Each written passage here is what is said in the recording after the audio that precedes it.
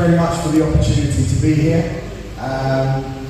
And congratulations to all our budding entrepreneurs. And happy Valentine's Day. I hope that after this speech you have a new love in your life, which is bamboo. Not me, but bamboo. So I will speed through this as fast as I can, so we've got some time for questions. Next slide, thank you. Bamboo. This is Musto bamboo. It's a giant bamboo. This grows in tropical climates. It's one of the giant bamboos, and I don't know if you can see this guy here, but this bamboo goes to 30 meters in 3 to 5 years. 30 meters in 3 to 5 years. Next slide. So I'd like to talk about 3 main areas that bamboo can fit into. Bamboo's vast, but I want to try and split it into 3. So next slide, please. Bamboo's credentials. So just a quick introduction. I came across the wonderful, mechanical, almost supernatural properties of bamboo when we were doing low-cost housing. It has the tensile strength of mild steel, and it has the compressive strength of concrete. And because it's hard to grade, the architectural and construction world don't take it up so readily. But people more and more around the world, especially in Western nations, are now moving towards bamboo as a wood substitute for building and construction. And here you have, when they were talking about shaded areas, covered areas for drying and processing foods, this is a sustainable wood substitute. Next slide, please. So, food security. Bamboo is an evergreen. It continues to produce mulch, and that mulch is a nitrogen fixer, which is very important for depleted lands. Next slide. Food for livestock. We live in a country, we love Sierra Leone, but you have 1 rains here. Bamboo as an evergreen, around the world, there's certain species, which I'll show you in a minute, Bamboo² aspa, what's another one? I'll come to it in a minute. But there are quite a few species that are good for cattle feed. This means that where there's tribes people who are slashing and burning and just moving from place to place, killing off the last of the forest to regenerate grass, bamboo can give a year-round cattle fodder, again moving towards food sustainability. Next slide, please. This is Bamboo² aspa, and on the right is Guardia angustifolia. Now, Guardia is an amazing bamboo for scaffolding. It's not here in country, and that's what I want to talk about a little bit in some of the other slides. There's really only 1 species here, Bamboo² vulgaris. It's a good bamboo, but it's not a high-performing bamboo. Guardia can be used for construction. It's a top construction for scaffolding, but also can be used for feed for cattle year-round. Next slide, please. Food for humans, bamboo shoots. It's considered a superfood. It's also got anti-cancer properties. Next slide, please. Intercropping. Next slide, please. This is a farm for beans in Ghana. And I don't know if you can see this, but this is a species of bamboo, and the bamboo is retaining moisture through its root systems, it's creating shade, it's creating mulch, and this particular species is non-invasive. But you can see here that around the world, to regenerate lands, to regenerate soils, bamboo is becoming a viable option. There are certain species of cacao, different cash crops, they don't do well without shade. Bamboo can give that shade, and then you can responsibly harvest it to moderate the amount of shade that is reaching down to the plants. Next slide, please. irrigation. Next slide, please. Drip irrigation and transporting water without going into plastics. So this is education. How can we use bamboo and get them using it to take water from sources that are year-round, but also leveraging boreholes with solar pumps. We've put boreholes in with solar pumps. Huge yield in the dries, but that needs transporting out. And very targeted drip irrigation. Just a piece of string with the correct setup. You can have whole gardens of vegetables growing with bamboo. Next slide, please. And this is hitting on numerous sustainable development goals. Numerous sustainable development goals, agriculture, clean water provision, and curbing desertification. I'm not sure if you're aware, but having good grasslands means that when it rains, you fill up the aquifers again. The aquifers are recharged. And we have millions of acres of deforested land that need a solution to bring them back online. Next slide. Lastly, very quickly, bamboo is a fantastic wood substitute for trellising. Cash crops like passion fruit, tomatoes, and this particular species on the right is called Philostachus negra. It's hardy, it's well recommended throughout the world for doing growing canes.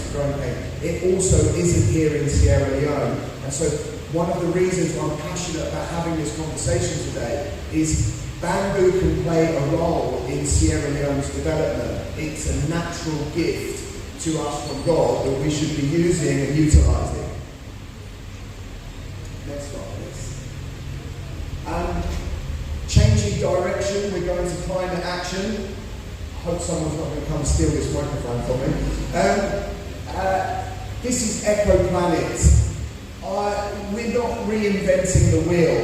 This company is called EcoPlanet. They have got a grant for 50,000 hectares in Ghana. These women are inside one of their nurseries. They've planted out 2,100 hectares to date. They're leveraging carbon trading with community development and reforestation. And when you go onto their website and you see the plethora of sustainable development goals that they've managed to umbrella and incorporate through the use of bamboo, my question is, how do we get Sierra Leone into that market where carbon trading, agriculture and reforestation become something that Sierra Leone can benefit from? Yes, next point, please. It sequesters 50 tonnes of carbon per acre per year. And I won't go into it, but that is a significant cash injection into communities if you can get the verification. Next one, please. Lowers ground temperature by 3 to 3.5%. Fact, it's scientifically proven. Next one, please. Fast tracks and enhances biodiversity. If you plant bamboo with other trees at the same time, you can leave a legacy for communities, reforestation, but you can also fast track the process by something that is effectively giving a canopy in 3 years. A sustainable, carbon neutral alternative to literally thousands of applications. Next one. The last one, I think, is an amazing opportunity for Sierra Leone.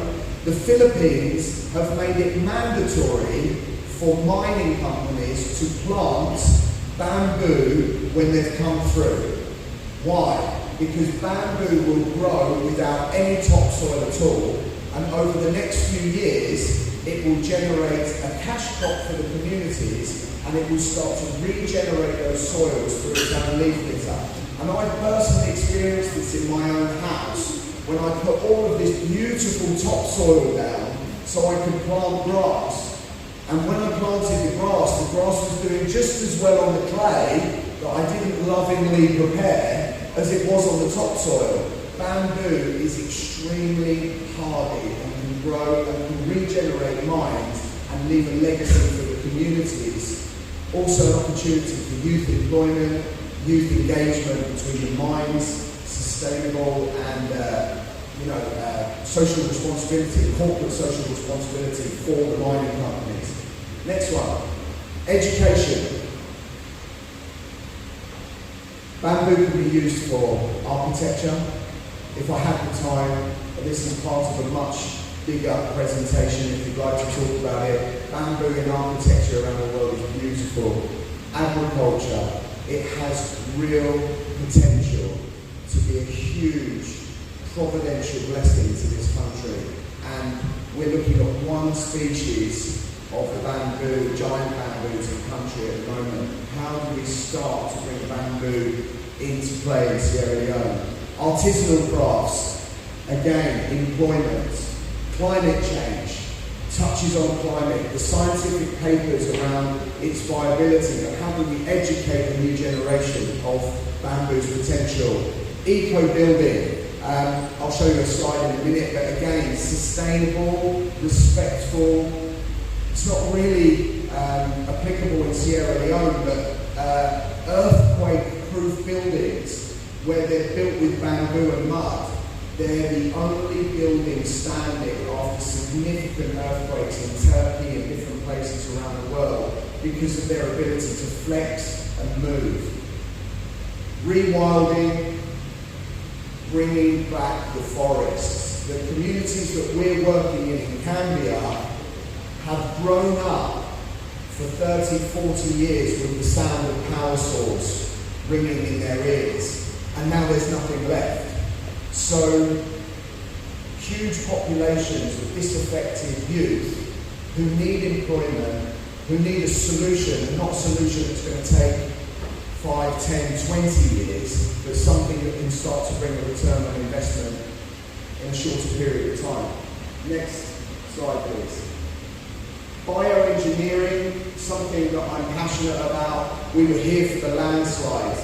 Bamboo can be used to retain destabilized mountains. They're using it in Kenya, lots of different, but it's a living retaining wall, and when it's done well, it can last for years, it can be harvested. This is just an example. If you want to know more, these slides are available, and inside the slides, all the links and all of the contacts, it's supposed to be like an interactive PowerPoint. So afterwards, my WhatsApp details will be up. Click here, I'll send you the PowerPoint and all the links to these slides. They're embedded in the pictures. Next slide. This is sustainable building, which is where my relationship came in with bamboo. Next slide, please. What next? So for us as Bamboo², this opportunity for us is really key. It's about starting a dialogue and saying that we have a passion to see a nursery established. There's some policy around this, but we want to see those species that can really affect Sierra Leone come into play in this country. The next one is build capacity. We are a baby organisation, and so as an organisation, Bamboo², we're seeking to raise awareness and also build capacity through partnerships for us to deliver and see how we can promote bamboo in lots of different various applications in Sierra Leone. Next one. Thank you very much. That's it.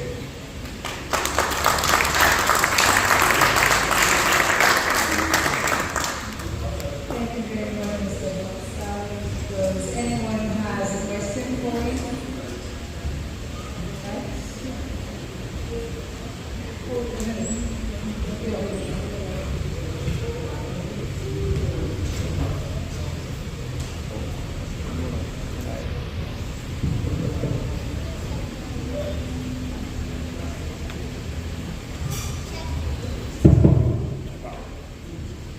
Thank you very much, sir. I'm very much impressed with your presentation. And you made me to think back when I was a kid, I was just telling the colleague that was sitting here, and we used to have bamboos grown all over Sierra Leone. But we never knew that was that's how bad bamboo was. So it gave us a lot of awareness. And it's made me to think that it's something that we could also get back on track, because it will be able to go in every part of Sierra Leone. But my question is, this wonderful presentation, where do you want to take us? You want to work with us for us to be able to plant and get back to the program. We used to export something closer to bamboo, like cassava, something like that. In my village, no distance to walk food without using bamboo. It was all over the place. But our people do not know the value, so it was destroyed. We go to the northern axis, a lot of bamboo, we go to Cambia and so on. So how are you going to help us to be able to tap into this opportunity that we have presented here today? It's indeed amazing. Thank you for this idea. We hope you will work that out. Thank you. I think we have the energy and the impetus, and I've been studying this subject for about 3 years intensively. We would like to establish the nursery and create a small educational tool that we can take to schools, that we can start to put out, which touch on some of these subjects. And then once we have the stock needs to be established in line with government policy, because bamboo is a new species. Importing bamboos that can work. Kenya and Ghana have already established their policy, or they have a bamboo policy. And so at the moment we're working with a small consortium of engineers of how we can walk with government on policy so that we can expand it up. But we're also working with the National Seed Agency for them to license us for the particular species so that there can be best practice around the use of it. So we're pushing, but we're also maybe we need a little bit of help. Yeah. Hello, Mr. Boxall. My question is, from what I believe, bamboo is a very invasive species, and that's how would you control that? Secondly, can it be planted by drone? By drone. By drone. Yes. And my last question is, in Sierra Leone, scaffolding is they use what they call bush sticks, which is decimating the forest. Is there any way of putting a bill into Parliament or we signed into law to stop using it? Because they use plum trees as opposed to bamboo. Bamboo grows faster, it can be more sustainable, but instead, at the same time, doesn't put anybody out of work. Yeah. Well, I'll try and go through them. The first one, I think, is the most important question, is that there are some species of bamboo which are invasive. There's two main genus of bamboo. One is clumping bamboo, and you will see that they're in little round clumps, and the other one are running bamboos, same as grass. And this is why having policy and best practice are going to be really important. There are some of the running bamboo species which are particularly good for soil erosion. So places like where they have this landslides, you could say that somebody could be licensed to responsibly use a species in an area of Freetown where there's been unmitigated building up the mountainside. But one of the main things about bamboo is its root systems don't go below about 18 inches, so half a metre. So that's one way, but really awareness, best practice, and policy and not allowing invasive species into country. The third one, policy from government. The same could be said for charcoal. Bamboo has wonderful potential to be a charcoal substitute, but it's up to the government to really lead on that. It's up to us to make sure that the stock and the right species and the ones that give the best return on investment are in country and ready to plant out. What was your middle one? About the drones. I'm not sure. Yeah, I'm going to say I don't know. I hope so. That would be fun. Yeah. Any other questions? Yes. Mr. Joseph? Okay. I'm Riverside. This is very interesting. Thank you very much. Literally it's not a question, but a contribution to your presentation. And as part of some of your evidence is to show the importance of bamboo. This is a bicycle made in Ghana with bamboo. The guys are currently worth, I think, around $2 million in Ghana. They produce eco-bike bicycles with bamboo trees. So, and when I look at where the trend of the world, where the world is going currently, because if you say, I should not use plastic, and then you ban plastic in Sierra Leone, what am I going to use?